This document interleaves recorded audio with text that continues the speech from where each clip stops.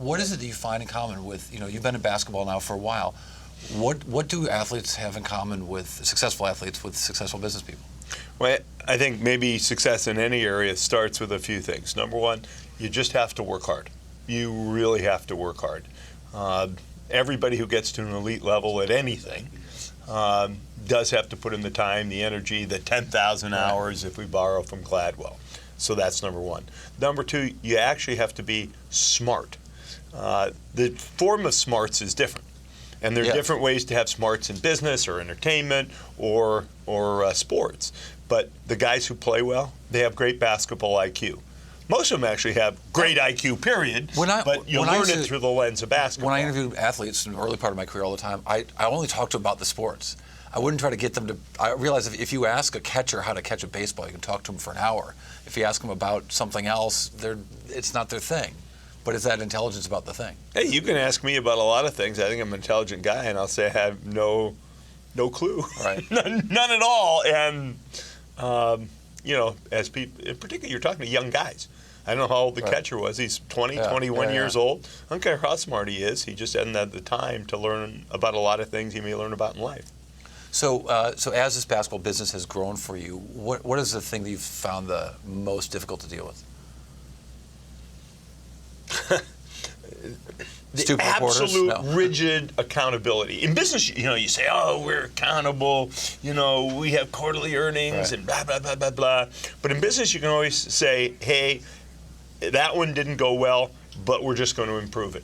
In basketball, boom, every 24 seconds you get a report card. Boom, at the end of the game, it's done. You can change nothing. It is over. It is finished, and it matters just the way it was. You can't say, well, I'm going to work hard and go back and fix that game. Right. It just doesn't work that way. So I would say that, where does that get to me? It gets to me when we lose. Right. Oh, That's ultimate accountability. We lost. It sort of sucks. You've got a really interesting financial situation. You paid a ton of money for this team. Now that's been eclipsed amazingly in Houston, of all places. But you've got this asset where you've got the need for an arena sort of creates a different kind of asset.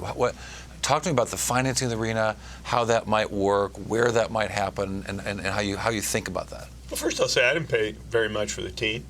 Houston's $2.1 billion, we're $2 billion, and we're in LA, and they're not. I would agree. So, everything's a function of time, and I just got out ahead on that thing.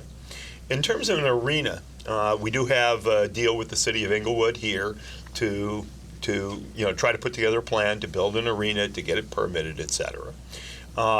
We don't have to move. Right. Staples has been a good place for us to play. But as we think about the basketball experience for our fans, can we do better? Can we make the arena pulse more? Can we make it more exciting?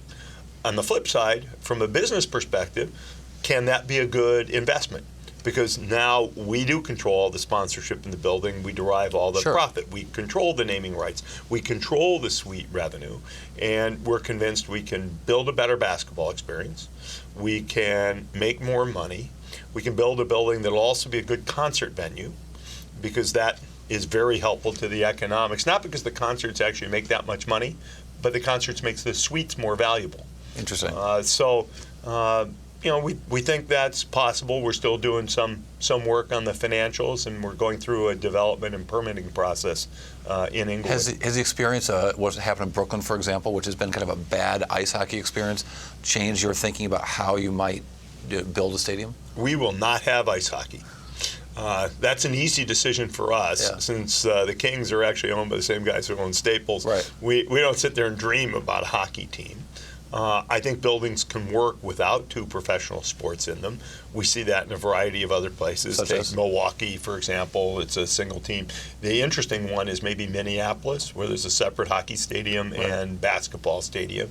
So I'm convinced it can work. I also think hockey makes it a tougher place to have a great basketball experience. Completely agree. Maybe even a great concert experience, but certainly from basketball. And look, I love the energy of the game. I want the place pulsing. I want it to be a place that is a little fearsome for an opponent to come play. I want it to be a place where our players and fans can get enthused and excited. and by the way, where we can make a lot of money. You know, it won't look like Cameron Arena, for example, but you think of some of the great places. I was at the old Mac Court at the University of Oregon, and I love that. But you're up and tight there.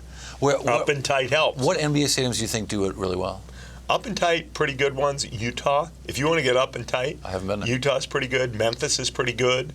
I haven't visited every arena, but there are great arenas that I wouldn't love because they are good for a little bit more leisurely, casual fan.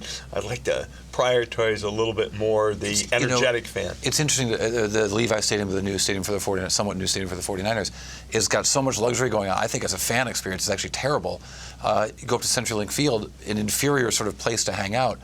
The fans there are up in the game. It's as thrilling an experience as I've ever experienced in sports. Yeah, no, I think CenturyLink is kind of the kind of experience we love to have. Now in CenturyLink, you know, I go to a game, you stand up the whole game. Yeah. You stand up the whole darn game. You know, I'm getting to an age where I don't want to stand up all the time, but I love what it means in terms of the juice it provides. Well, you were football. You worked with the Harvard football team as a manager, yes? Yes, I did. And how was that first game?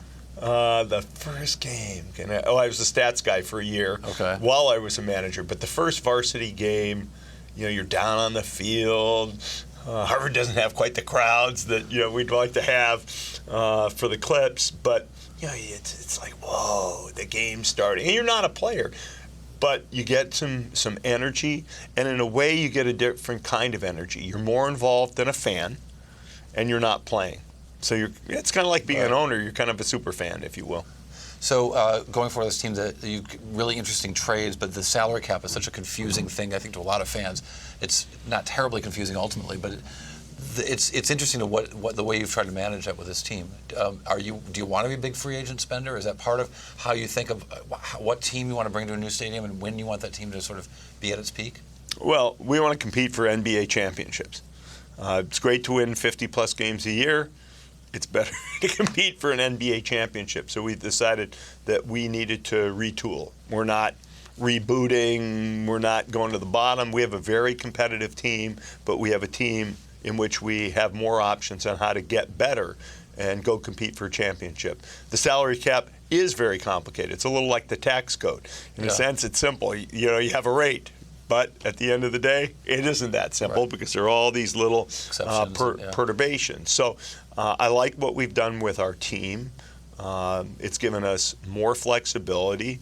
I'd like to win a championship next year, but I'm sure, really enthused by the idea of getting where we need to be over the next 2 or 3 years. And obviously, it helps. It's to have that when you come out with a new arena. It helps Golden State make that arena. I mean, what you can charge for suites when you have a championship team.